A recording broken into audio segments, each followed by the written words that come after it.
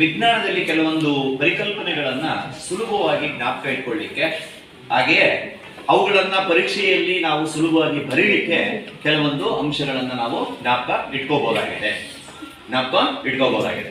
So ಉದಾಹರಣೆಗೆ ಈಗ ನಿಮ್ಮ ಜೀವಶಾಸ್ತ್ರದಲ್ಲಿ ಕೆಲವು ನಾವು ಕ್ಲಾಸಿಫಿಕೇಶನ್ ಅಂತೇಳಿ ಕರಿತೀವಿ, ಲೆವೆಲ್ಸ್ ಆಫ್ ಕ್ಲಾಸಿಫಿಕೇಶನ್. ಅದನ್ನ ನಾವು ಹಂತವಾಗಿ ಸರಿಯಾಗಿ ಜ್ಞಾಪಕ ಇಟ್ಕೊಳ್ಳಿ, ಸ್ವಲ್ಪ ಕಷ್ಟ ಆಗ್ಬೋದು. ಅದಕ್ಕೆ ನಾವಿಲ್ಲಿ ಸುಲಭವಾಗಿ ನೋಡಿ, KPC of GS, Kingdom, phylum, class, order, family, genus, species. ಅದೇ ರೀತಿಯಾಗಿ ಕನ್ನಡದಲ್ಲಿ ಸಾವಂ ವಗಾಕು ಜಾಪ್ರ, ಸಾಮ್ರಾಜ್ಯ, ವಂಶ, ವರ್ಗ, ಗಣ, ಕುಟುಂಬ, ಜಾತಿ, ಪ್ರಭೇದ ಯಾವುದೇ ಕೂಡ ಮಿಸ್ ಆಗ್ಲಿಕ್ಕೆ ಸಾಧ್ಯತೆ ಇಲ್ಲ. ಸುಲಭವಾಗಿ ನಾವು ಇದನ್ನ ಜ್ಞಾಪಕ ಇಟ್ಕೋಬಹುದು. ಅದೇ ರೀತಿಯಾಗಿ N type and P type semiconductors ಅಂತ ಹೇಳಿ ಕರೀತೇವೆ. N type of semiconductors ಗಳಲ್ಲಿ ಮಕ್ಕಳೇ ಎನ್ ಟೈಪ್ ಮತ್ತು ಪಿ ಟೈಪ್ ಸೆಮಿ ಕಂಡಕ್ಟರ್ ಇರ್ತಕ್ಕಂಥ ಉದಾಹರಣೆಗಳು ಎಕ್ಸಾಂಪಲ್ ಯಾವ್ಯಾವುದು ಅಂತ ಹೇಳಿದ್ರೆ ನೋಡಿ, ಹಾಲ್ ಬಿಗ್ ಸುಲಭ ಜ್ಞಾಪಕ ಇಟ್ಕೊಳ್ಳಿಕ್ಕೆ, ಹಾಲ್ ಬಿಗ್ ಜ್ಞಾಪಕ ಇಟ್ಟರೆ ಅಲ್ಯೂಮಿನಿಯಂ, ಬೋರಾನ್, ಇಂಡಿಯಂ, ಗ್ಯಾಲಿಯಂ. ಅದೇ ರೀತಿಯಾಗಿ AAP ಆರ್ಸೆನಿಕ್, ಆಂಟಿಮನಿ, ಫಾಸ್ಫರಸ್ ಅಂತ ಜ್ಞಾಪಕ ಇಟ್ಕೋಬಹುದು.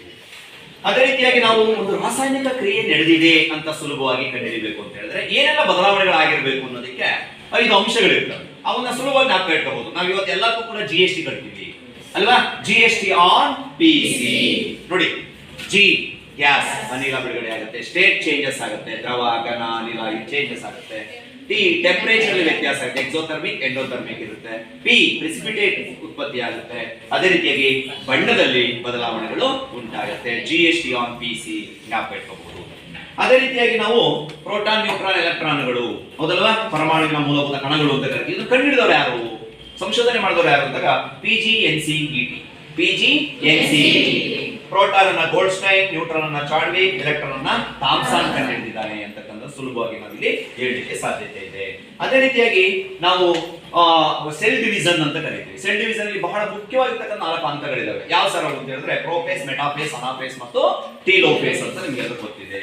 ಸೊ ಅವುಗಳನ್ನ PMAT ಏನಂತ ಕರಿಬಹುದು, PMAT ಅಂತ ಹೇಳಿ ನಾವು ಕರಿಬಹುದು. ಅದೇ ರೀತಿಯಾಗಿ DNA ಅಲ್ಲಿ ಇರ್ತಕ್ಕಂಥ ನೈಟ್ರೋಜಿನಸ್ ಬೇಸಸ್ ಅಂತ ಇರ್ತವೆ. CG adenine, thymine, cytosine, guanine. Adenine, guanine, cytosine, thymine.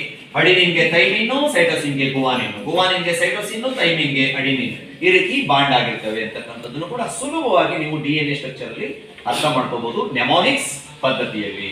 ಅದೇ ರೀತಿಯಾಗಿ ನಾವು ಸೋಪ್ ಅನ್ನ ತಯಾರು ಮಾಡಿ ಬಳಸ್ತಕ್ಕಂತಹ ಆಸಿಡ್ಗಳು ಯಾವ್ಯಾವು ಅಂದ್ರೆ ಒಂದು SOAP ಸೋಪ್ ಅಂತೀವಿ, ಅಲ್ಲಿ ಬಳಸ್ತಕ್ಕಂಥವು ಯಾವ್ಯಾವು ಅಂದ್ರೆ SOP soap, stearic acid, oleic acid, palmitic acid. Stearic acid, oleic acid, palmitic acid, ಈ ತರ ಇವು 3ರಲ್ಲಿ ಯಾವ್ದೋ ಒಂದನ್ನ ಬಳಸ್ತಾರೆ.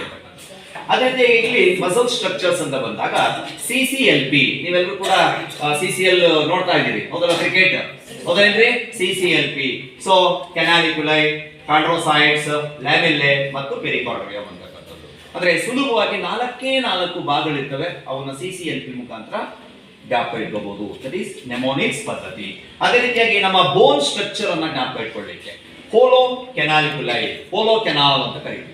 ಹೆಂಗೆ H ಆ ಇಡೀ ವ್ಯವಸ್ಥೆಯನ್ನ ಅವರೇಷಿಯನ್ ಸಿಸ್ಟಮ್, ಅವರೇಷನ್ ವ್ಯವಸ್ಥೆ ಅಂತೀವಿ. O ಅಂದ್ರೆ ಆಸ್ಟಿನ್ ಇರುತ್ತೆ, L ಲ್ಯಾಮೆಲ್ಲೆ, L ಮತ್ತಿನ್ನೊಂದು ಲ್ಯಾಕ್ಯುನೆ ಅಂತಕ್ಕಂಥವು ಇರ್ತದೆ. ಅದಾದ್ಮೇಲೆ ಆಸ್ಟಿಯೋಸೈಟ್ಸ್ ಅಂತಕ್ಕಂಥವು ಇರ್ತವೆ. ಸೊ ಟೋಟಲ್ ಆಗಿ ಕೆನಾಲಿಕ್ಯುಲೈ ಅಂತಕ್ಕಂಥದ್ದು ಸಿಗುತ್ತೆ. ಸೊ ಈ ರೀತಿ ಕೆಲವೊಂದು ಉದಾಹರಣೆಗಳನ್ನ ನಾನು ಇಲ್ಲಿ ಕೊಡಲಾಗಿದೆ. ಈ ರೀತಿ ನಿಮ್ಮ ಪ್ರತಿಯೊಂದು ಸಮಾಜದಲ್ಲಾಗಿರ್ಬೋದು, ಬೇರೆ ಬೇರೆದರಲ್ಲೂ ಕೂಡ ಈ ಒಂದು ನೆಮೋನಿಕ್ಸ್ ಪದ್ಧತಿಯನ್ನ ನಿಮ್ಮದೇ ಆದ ರೀತಿಯಲ್ಲಿ ಅಳವಡಿಸಿಕೊಳ್ಳೋದ್ರ ಮುಖಾಂತರ ಕೆಲವೊಂದನ್ನ ಸುಲಭವಾಗಿ ಜ್ಞಾಪಕ ಇಟ್ಕೊಳ್ಳಿಕ್ಕೆ ಮತ್ತು ಪರೀಕ್ಷೆಯಲ್ಲಿ ಬರಲಿಕ್ಕೆ ಈ ಪದ್ಧತಿ ಬಹಳ ಸುಲಭ ಆಗುತ್ತೆ. ಧನ್ಯವಾದ.